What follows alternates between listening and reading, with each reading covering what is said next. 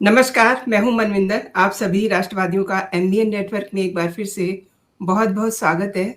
बंगाल की राजनीति अब केवल सत्ता की लड़ाई नहीं रही, बल्कि ये एक ओवर कॉन्फिडेंस पर टिके किले के ढहने की कहानी बनती जा रही है।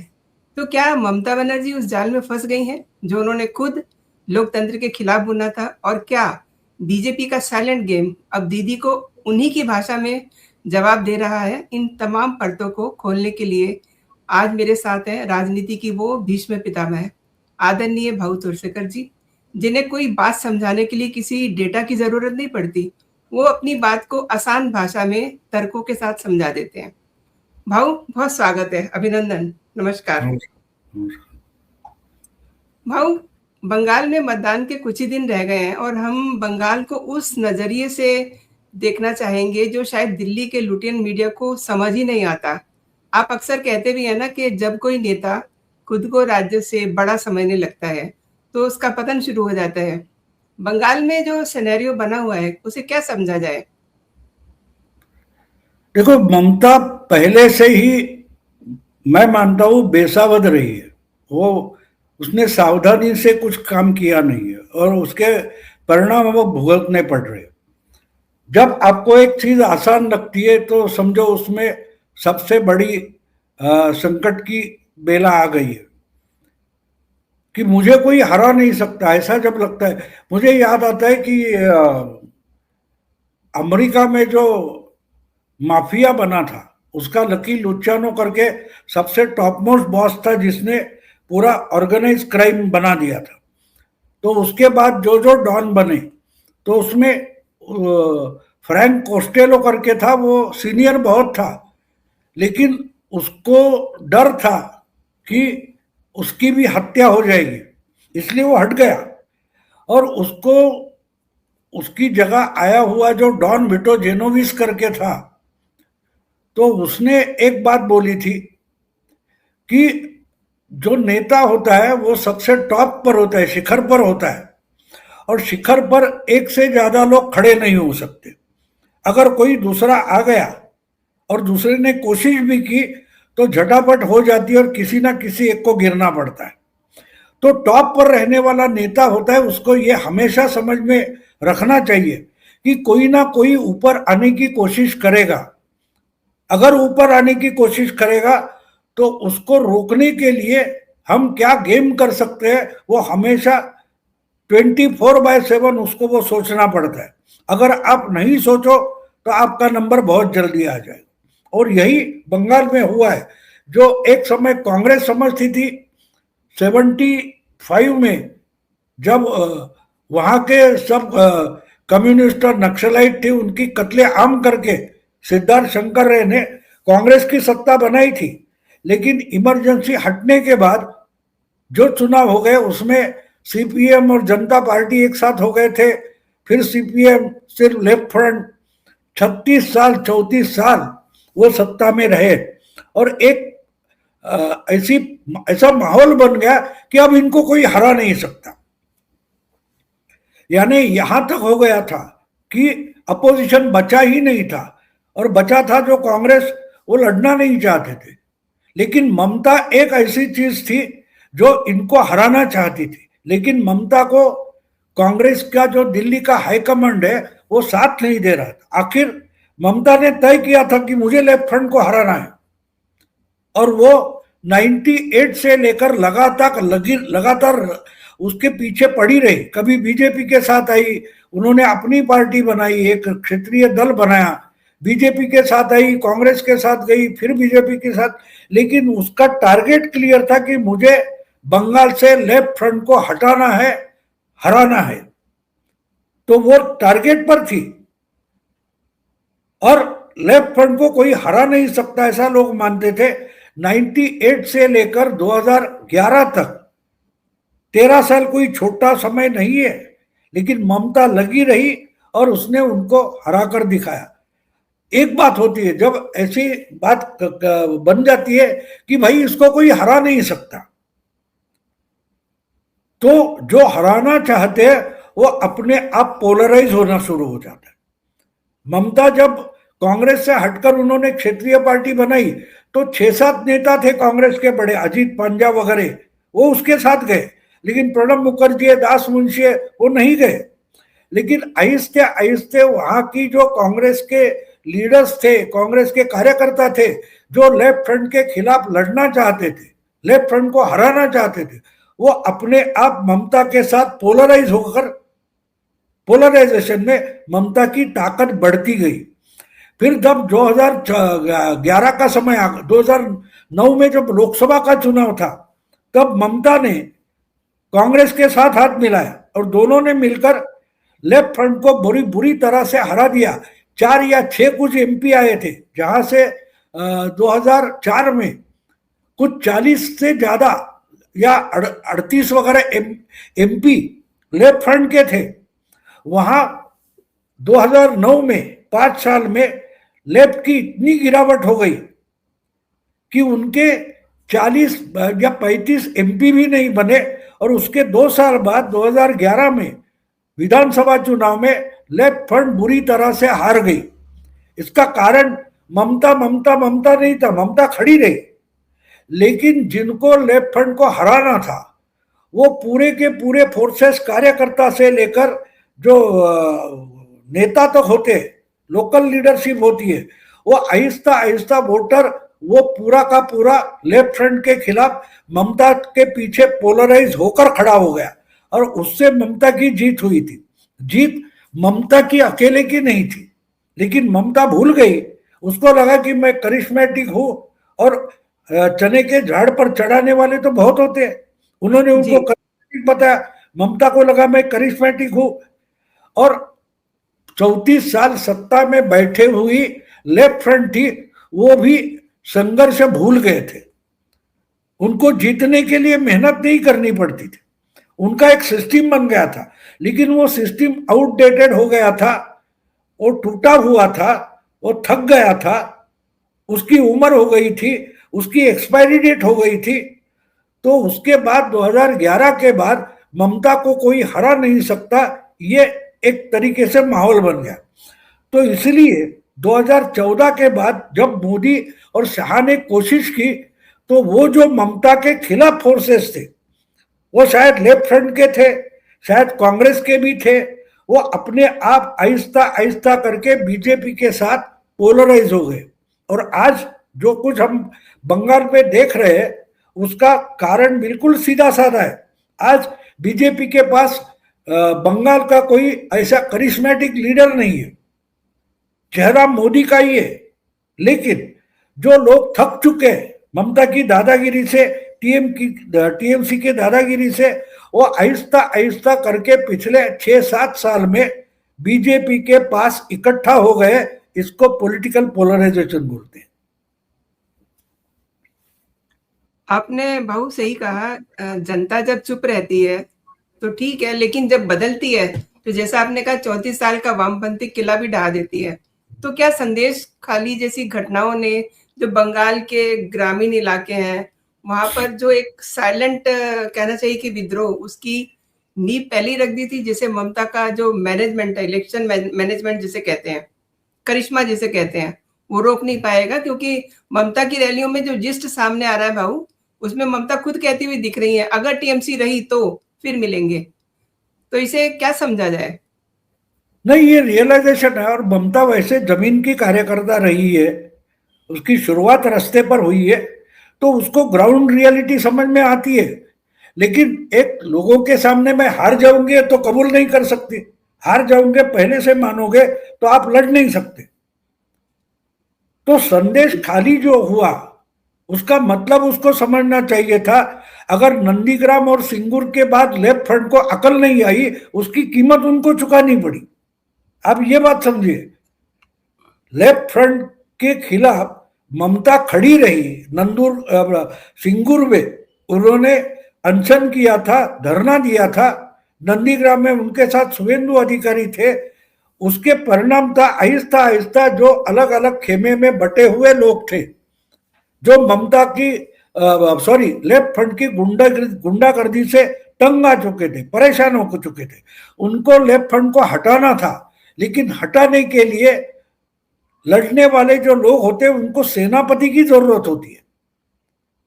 वो ममता के रूप में वो सेनापति मिल गया 2011 में, 2009 में। तो उसके बाद वो जो पोलराइजेशन होकर गया उसका फायदा उनको मिला। 2021 के बाद आहिस्ता आहिस्ता जब बीजेपी 2 नंबर की पार्टी बनी, अपोजिशन की पार्टी बनी, लोग आप देख सकते हो कि लेफ्ट फ्रंट हो या कांग्रेस हो, ये साथ में लड़े थे, गठबंधन करके लड़े, लेकिन दोनों का सुपड़ा साफ हो गया तो उनको वोटर गया कहा? वो वोटर पोलराइज होकर बीजेपी के साथ आ गया। क्योंकि एक बात समझ लो, वोटर किसी भी विचारधारा का नहीं होता। वोटर जो होता है वो वोटर होता है, वो अपना एजेंडा, उसकी सोच, इसके आधार पर वोट करता है, इस पार्टी को करे या उस पार्टी को करे। लेकिन जिसको वोट करता है उसका वोट उस पार्टी का नहीं बन जाता। ये कोई ठेका नहीं है कि भाई बंगाली लेफ्ट फ्रंट को ही वोट करेंगे, बंगाली टीएमसी को ही वोट करेंगे। ये गलत धारणा है। और इस धारणा के आधार पर बहुत सारे पत्रकार या मीडिया जाता है और वहां फंसता है। तो जैसे 2009 और 2011 में वो लेफ्ट फ्रंट के खिलाफ जो वोटर था वो ममता के पास पोलराइज होते गया, वैसे ही ममता से परेशान हो चुका वोटर है वो शायद पुराने जमाने में लेफ्ट फ्रंट का वोटर था, कभी वो कांग्रेस का वोटर था। वो अगर देख रहा है कि कांग्रेस या लेफ्ट फ्रंट ममता को हराना नहीं चाहती, उसके लिए लड़ना नहीं चाहती, उसके लिए संघर्ष नहीं करना चाहती, तो जो संघर्ष करेगा उसके साथ जाएंगे। एक बात है, आजकल लैंडलाइन कितने लोग लेते हैं, क्यों नहीं लेते? उनके पास अलग अलग मोबाइल सर्विस के चॉइस है। अगर एयरटेल की सर्विस अच्छी नहीं वो जियो के पास जाएंगे, जियो नहीं तो वोडाफोन के पास जाएंगे, उनके पास चॉइस है। तो वोटर ग्राहक जैसा होता है, वो उसको जो सुविधा देगा उसके साथ चला जाएगा। तो आज अगर लेफ्ट फ्रंट, अभी देखो अधीर रंजन चौधरी ममता के साथ लड़ना चाहते थे, वो कांग्रेस में होकर भी, और कांग्रेस में यानी आईएनडीआई जो यूपीए थी उसके साथ ममता थी, फिर भी अधीर रंजन चौधरी बंगाल में ममता के खिलाफ लड़ रहे थे, लड़ना चाहते थे। कभी दिल्ली के कांग्रेस की नेता ने, हाईकमांड ने उनका साथ दिया नहीं दिया। पिछले लोकसभा चुनाव में अधीर रंजन चौधरी भी हार गए। तो उनको फॉलो करने वाला जो बहुत सारा कांग्रेस का कार्यकर्ता है वो करे तो क्या करे? अगर उनका नेता ही उनका साथ नहीं दे रहा है, अगर आपके बच्चे हैं, आप उनकी जरूरतें हो, उनकी सुविधा हो, उसके बारे में सोचोगे नहीं तो वो पड़ोसी की बात मानेगा? उसको पड़ोसी से प्यार नहीं होता। वो आपका रिश्तेदार है, आपका परिवार का है, लेकिन आपका परिवार अगर उसकी तरफ ध्यान नहीं दे रहा है तो उसको जो सुविधा देगा, जो उसकी जरूरतें पूरे करेगा, उसके तरफ वो आकर्षित हो जाता है। वोटर बिल्कुल वैसा होता है। और आज जो हम देख रहे हैं, पिछले 5 साल के पहले यानी 10 साल पीछे जाओ, 2016 के चुनाव में बीजेपी को सिर्फ 3 सीटें विधानसभा में मिली थी, क्योंकि बीजेपी नई पार्टी थी। लोकसभा केंद्र में बीजेपी सत्ता में 14 में आई, उसके दो साल हुए थे। तो बीजेपी आहिस्ते आहिस्ते अपने पैर बंगाल में पसार रही थी, संगठन बढ़ा रही थी। तो उन पर लोगों का भरोसा नहीं था कि ये ममता के साथ लड़ सकते हैं। तो जैसे 2016 से 2019 आया, तब तक लोकसभा में बीजेपी ने 18 सीटें जीती। क्यों जीती? तो कांग्रेस के जो ममता के खिलाफ थे, लेफ्ट के जो वोटर ममता के खिलाफ थे, वो आहिस्ता आहिस्ता बीजेपी के साथ पोलराइज होना, उनके साथ जाना शुरू हो गया। तो इसीलिए 2021 का जो चुनाव था, बीजेपी ने जोर शोर से लड़ा था, लेकिन सत्ता पलट नहीं हुआ। लोग आहिस्ता आहिस्ता बोलते हैं ना, पहले इस्तेमाल करे फिर विश्वास करे। जी जी। लोगों ने देखा 2021 में बीजेपी लड़ी, 77 एमएलए चुनकर आए, दंगे हुए, बीजेपी वालों को मारा गया, कुछ मर्डर हुए, कुछ रेप हो गए, 5,000 से ज्यादा परिवार को बंगाल छोड़कर असम भागना पड़ा।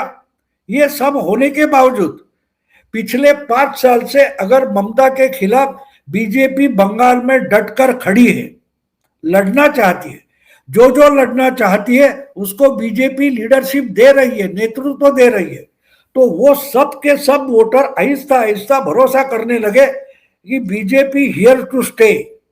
बीजेपी एक चुनाव लड़कर भागना नहीं चाहती, जैसे राहुल गांधी करते कि जी बिहार में गए, बिहार में वोट चोरी के लिए रैलियां की, एक किया वो किया, पहले 2 महीने वो कौन था, पप्पू यादव हो या कन्हैया कुमार हो, उसको भेज दिया, और आगे क्या हुआ, वोटिंग हुआ, मतगणना हुई, राहुल गांधी गायब, राहुल गांधी की पार्टी गायब। बीजेपी ने 2021 के बाद ये नहीं किया, बीजेपी डटकर खड़ी रही। बीजेपी के दिल्ली वाले हो या बंगाल के नेता हो, ये आते जाते रहे, अलग अलग जरूरतों पर, बातों पर आंदोलन होते रहे। फिर वो आरजी मेडिकल का मामला हो या और कहीं मुर्शिदाबाद का मामला हो या कहीं दुर्गा पूजा का मामला हो, उस पर बीजेपी का कार्यकर्ता नेता लड़ता रहा और लोगों को विश्वास होने लगा कि हाँ, ये सिर्फ चुनाव के लिए नहीं आते, ये हमारी रोजमर्रा की जो समस्या है उस पर हल निकालने के लिए ये तैयार बैठे हैं। अगर हम इनके साथ जाए तो ये ममता के खिलाफ हमारी ताकत बन सकते हैं। तो आहिस्ता आहिस्ता लोग, वोटर बीजेपी के तरफ मुड़ने लगा। और आज हम देख रहे हैं, 1 महीना पहले, जब मैं तो 3 महीने से बोल रहा हूं ममता हारेगी, जी जी लेकिन आज आप देखो, आज आहिस्ता आहिस्ता जो ओपिनियन पोल वाले हैं, जर्नलिस्ट है, मीडिया है, जो 2 महीने पहले, 1.5 महीना पहले बीजेपी को 100 सीट देने के लिए राजी नहीं थे, वही मीडिया पर आज ओपिनियन पोल आ रहे हैं और ओपिनियन पोल में बीजेपी को 100 मिल सकते हैं, 110 मिल सकते हैं, 130 मिल सकते हैं। ये ओपिनियन पोल अचानक आ गए, 1 महीने में चेंज हो गया? नहीं, ये 5 सालों से आहिस्ते आहिस्ते लोग मुड़ते गए, उस तरफ झुकते गए, और इसका परिणाम हम देख रहे हैं। एंड भाऊ, आपको लगता है, क्योंकि टीएमसी में भी काफी टूट फूट है, अभिषेक बनर्जी एक मेन फैक्टर है, क्योंकि अंदर अंदर काफी इंटरनल कलेक्ट भी पैदा हो रहा है ना, अब इसका खामियाजा भी दीदी को भुगतना पड़ सकता है, इनफैक्ट भुगत रही है वो। देखो, चुनाव जीतने वाली पार्टी होती है, जिसको जीतना है वो सामने वाले की टूट फूट पर ज्यादा भरोसा नहीं करता, वो अपनी ताकत पर भरोसा करता है।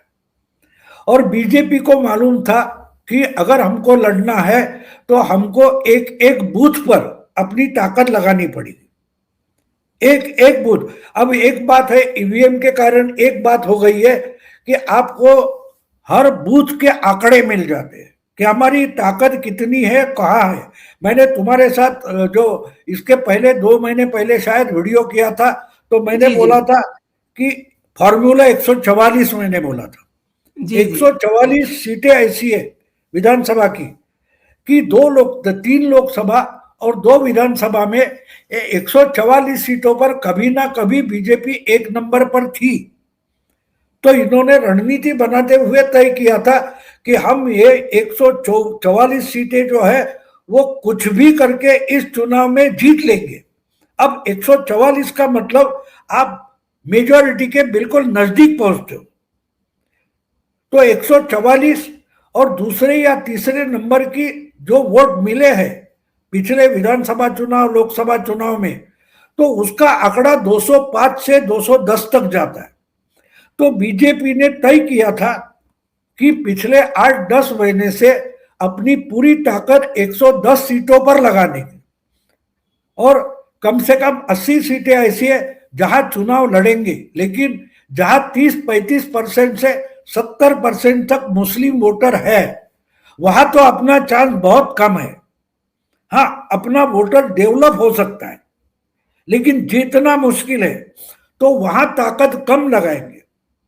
तो 2/3 चुनाव क्षेत्र ऐसे कि जहां बीजेपी ने अपनी पूरी ताकत झोंक दी है, और अगर 60% आकर 144 सीटों पर लगाई है, तो उतनी ही ताकत बाकी 80 सीटों पर लगाई है। कुल मिलाकर 210 सीटों पर बीजेपी ने अपनी जान लगाई है। हाँ, इसमें अगर ममता दीदी की पार्टी में कुछ हो जाता है, गड़बड़ हो जाती है, आपस में झगड़े हैं, तो बीजेपी उसको बोनस मानती है, उसको प्लस नहीं मानती। लड़ते समय आपका दुश्मन कोई गलती कर रहा है, तो उस गलती को आप अपनी ताकत मत समझो, तो आप जंग नहीं जीत पाते। तो बीजेपी के रणनीति का तरीका जो है वो समझो, तो आपको पता चलता है कि क्या होने वाला है। इसी तरीके से महाराष्ट्र में लोकसभा में बुरी तरह से हारने के बाद 6 महीने में बीजेपी ने महाराष्ट्र में बढ़िया तक अपना प्रदर्शन किया था। उसका कारण एक ही था, एक एक बूथ का प्लानिंग हुआ था, एक एक बूथ का। तो हाँ, इसमें तो वो हार जाएगा, उसमें तो हार जाएगा, ये राहुल का तरीका है। अगर लोग बीजेपी से तंग आ जाएंगे, मोदी से परेशान हो जाएंगे, तो मेरे पास आ गए। ये राहुल की रणनीति है, ये कांग्रेस की रणनीति है, बीजेपी की ये रणनीति नहीं है। बीजेपी इस ढंग से कुछ फायदा होगा तो उसको बोनस मानती है, और इसलिए मैं इस तरीके से चुनाव की तरफ नहीं देख रहा हूं कि ममता दीदी की पार्टी में कितने झगड़े हैं, अभिषेक और ममता के जो गुट है वो आपस में कहां भिड़े हैं, फिर आईपैक और टीएमसी का संगठन, इसमें भी आप आपस में कुछ झगड़े हैं, बिल्कुल। तो उसका बीजेपी को क्या फायदा होगा। मैं उस ढंग से चुनाव की तरफ देखता नहीं। मेरा तरीका यह होता है कि दो पार्टियां लड़ रही है, तो दो पार्टियों में अपनी अपनी ताकत क्या है। देखो, एक बात होती है, दो क्रिकेट की टीम जब मैच खेलने जाती है, तो जिस ग्राउंड पर होता है उस ग्राउंड और वहां की जो एनवायरमेंट है उसका भी फायदा या नुकसान मैच में होता है। लेकिन आप उस पर निर्भर रहो तो आप अच्छा खेल नहीं करोगे। और इसलिए बीजेपी का जो तरीका है चुनाव लड़ने का, वो बाहर से कौन मदद करेगा उस पर ज्यादा निर्भर नहीं होते, वो आत्मनिर्भर होना चाहते हैं। और इसलिए हमको 210 सीटें पूरी की पूरी जीतनी है, इस तैयारी से मैदान में उतरे हैं। और उसमें उन्होंने कम से कम 75-80 सीटें ऐसी पकड़ी है कि इसमें हमको कुछ मिलने वाला नहीं है। जैसे मेरिट में आने वाले बच्चे होते, वो स्टडी कैसे करते कि भाई 100 सवाल आ जाएंगे, उसमें से 80 सवाल हो गए ऐसे कि जिसमें हमको पूरे के पूरे नंबर मिलने चाहिए। तो उस ढंग की बीजेपी तैयारी करती है। और इसलिए टीएमसी में क्या झगड़े हैं, ममता ने क्या गलतियां की है, वो बात अलग है। वो अमित शाह या नरेंद्र मोदी या बीजेपी के जो टॉप मोस्ट लीडरशिप है वो उस पर काम करेगी। बीजेपी की बिहार बंगाल की जो टीम है, बंगाल में बीजेपी को जो नेता है और जिनको बीजेपी का बिहार बंगाल का प्रभारी बनाया गया, वो सिर्फ बंगाल के एक एक चुनाव क्षेत्र के बारे में अपना प्लानिंग करके लड़ रहे। और इसलिए हमको अगर मोदी के दिमाग में क्या चल रहा है उसका पता नहीं है, तो टीएमसी के नुकसान का फायदा क्या उठाएंगे उस पर मैं नहीं बात करता, क्योंकि मैंने उसका स्टडी किया ही नहीं है, तो मैं उस पर बात नहीं करूंगा। हाँ, बीजेपी ने जो तैयारी की है, तो अगर वो तैयारी 210-215 सीट जीतने की है, तो उसमें उनको 150 से प्लस 150 प्लस आसानी से मिल जाएगा। ये मेरा कंक्लूजन है। भाऊ, आपने बहुत बड़ी बात की है, और थोड़ी सी मैं बात करूंगी, एक छोटी सी टिप्पणी चाहूंगी। एक जिज्ञासा है मेरे मन में। 12 सालों में पहली बार ऐसा हुआ कि एनडीए सरकार में कोई बिल गिरा, महिला आरक्षण पे 28 वोटों से ये बिल गिरा है। लेकिन महिला आरक्षण की एक बेहतर शुरुआत दिखाई दे रही है। इसका असर बंगाल के चुनाव पे भाऊ देख रहे हैं आप, कुछ होगा? आपको एक क्लू देता हूं कि इस टाइम में यह बिल लाने की जरूरत नहीं थी। जो बजट सेशन था वो कंप्लीट हो गया था, जी। उसके बावजूद स्पेशल अगर लाया गया तो खुद की पराजय करने के लिए अमित शाह और मोदी स्पेशल सेशन क्यों बुलाएंगे, ये सोचो। तो आपको इसके पीछे क्या राजनीति चल रही है उसका थोड़ा अंदाजा आ सकता है। ये कोई मोदी और शाह कोई साधु संत नहीं है, वो पॉलिटिशियन है। जी। और कुछ अगर हार में भी कोई पॉलिटिकल फायदा है तो वो खुशी से हार मानने के लिए तैयार होते हैं। और इसलिए मैं मानता हूं कि जब बीच चुनाव में आप हो और बंगाल और तमिलनाडु, यहाँ का वोटिंग अभी बाकी है, जहां सबसे बड़ा प्रभावी वोटर महिला माना जाता है, ऐसे में महिला विधेयक अगर संसद में फेल हो जाता है तो उसके पीछे मैं मानता हूं कि कोई अलग पॉलिटिकल रणनीति है जिसका अभी हमारे सामने कोई डिटेल जानकारी नहीं है। तो मैं मानता हूं कि इसके पीछे कोई गेम है जो आगे चलकर सामने आ जाएगा। आज मेरे पास कुछ नहीं है, लेकिन मैं ये मानता हूं कि मोदी और शाह इतने चालाक है कि ये चुनाव के बीच में पार्लियामेंट्री हार के लिए कुछ करेंगे, ये मैं नहीं मानता। इसके पीछे कुछ तो है, देखते आगे चलकर क्या डिटेल्स आती है, देखते। बहुत सही कहा आपने भाऊ। आज आपने बंगाल की राजनीति का जो एक्सरे किया है, उसने ये साफ कर दिया कि सतह के नीचे बहुत कुछ पक रहा है। शायद वो खेला अब ममता बनर्जी के हाथ से निकल चुका है।